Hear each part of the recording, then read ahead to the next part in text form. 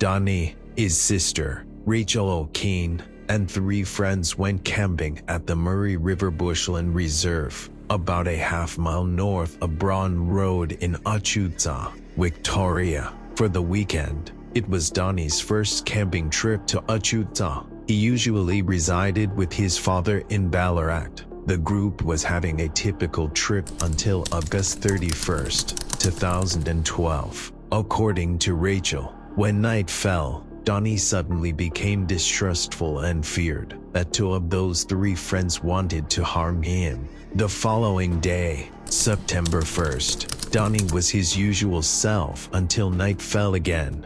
Donnie gradually drank several alcoholic drinks throughout the day and smoked marijuana. Once it became dark, however, his behavior became problematic again, and he started exhibiting paranoia. Donnie was freaking out and just wanted to go home. But myself, I've been drinking throughout the day as well, and I was unable to drive, Rachel said. Donnie and the group got into a heated argument. One of the boys chased him 100 meters down the dirt track. Then he shot off into the bush. It was dark. It was 8:30 at night, she recalled. And they wonder why he reacted this way. We left it for about half an hour, but when he hadn't returned, we were still searching for him until 3 a.m. However, Rachel gave a slightly different version on a local television show about a year after her brother disappeared. We waited 3 hours before we called the police.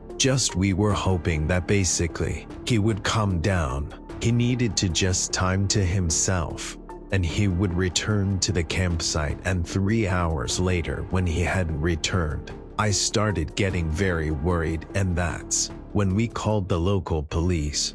Donnie's other sister, Jacinta Jackson, recalled in 2019, the group searched for him, but as time wore on and the temperature dropped below 0, the police were soon called in. What has remained consistent is that Donnie and the gang had a heated exchange of words. According to Rachel, in the later interview, Donnie threw his hands into the air and suddenly ran into the bush without a cell phone or money. He was not a good swimmer and had little outdoor survival skills in the bush. Police said when Donnie vanished, he wore white 3/4-length billabong shorts, a black t-shirt with a Flight Path logo on the front, and black skate shoes. Police described him as Caucasian, 173 centimeters tall, with a slim build, shaggy light brown hair, and wearing a spacer earring.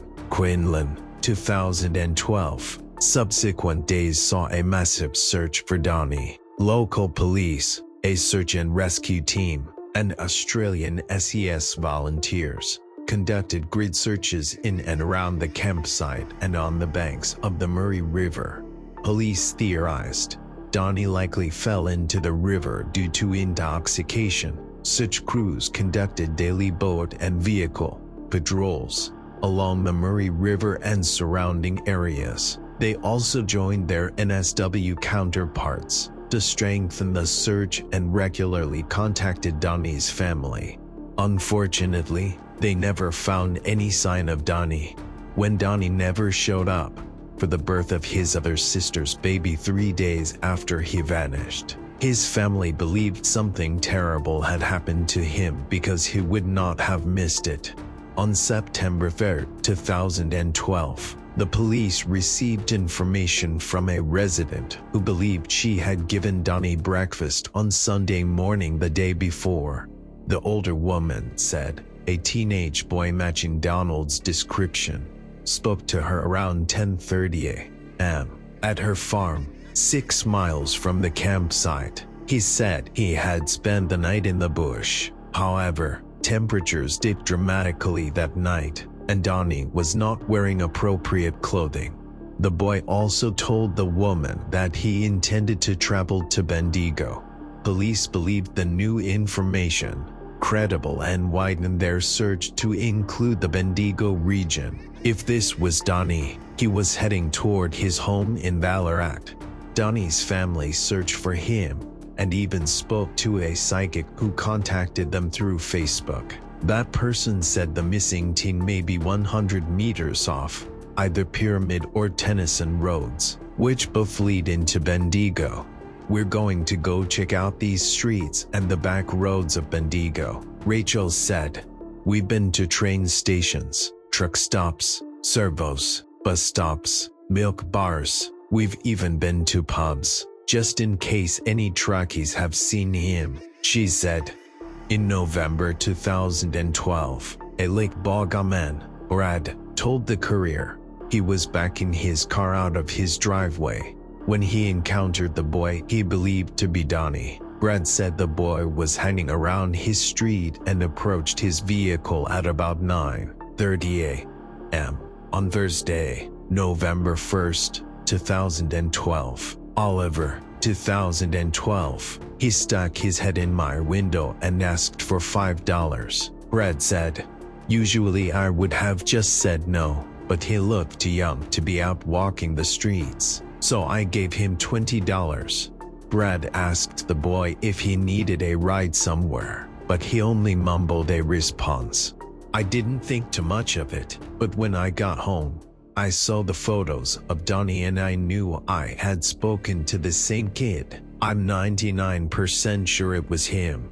Brad claimed that he had searched the area and discovered an old World War II bunker with signs that somebody had been sleeping inside. Oliver, the local paper, had just done a story on him, and I found a ripped-out page with his story on it down there. He said it could be just a coincidence, but who knows?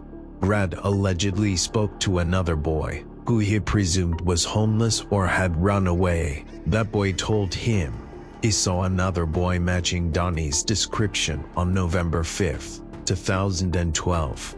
I gave him an old phone and asked him to ring me if he sees him again. He said, it does not seem logical that Donnie would have abruptly taken off from an unfamiliar area without making contact at some point. It also does not make sense that Brad never contacted the police over the sighting. There have not been any reported sightings since then. Donnie's family created the Facebook page, Missing Donnie Govern, to assist in finding him. They have received many tips over the years, but they have never been able to locate Donnie, and he has never contacted anyone to this day. I think that the camping group knows more than they say. I believe someone spiked the marijuana or his drinks with something, because Donnie was allegedly fine during the day, but later, he supposedly became distrustful and feared the two boys. I'm not sure I buy that either, unless someone spiked his drinks divided by marijuana. And why did two of the friends chase after him that night? As I wrote above, they wonder why he reacted this way. JFC, it's because he feared for his life, and he had good reason. Look at the very last photo of him. You can see the distress on his face. Those people were tormenting him.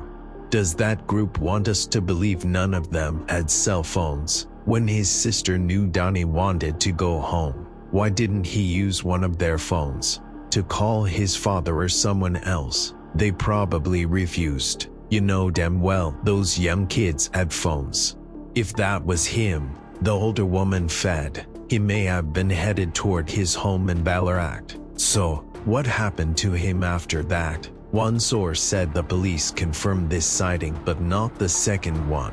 Another source said police could not confirm the first and second sightings.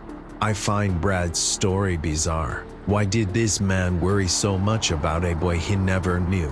Why didn't he contact authorities when he recognized Donnie from the photos? Instead, he searched for him, gave a stranger a cell phone, and interviewed the local media. WTF, the police should have investigated Brad. Maybe he did call the police, but I found the media interview strange.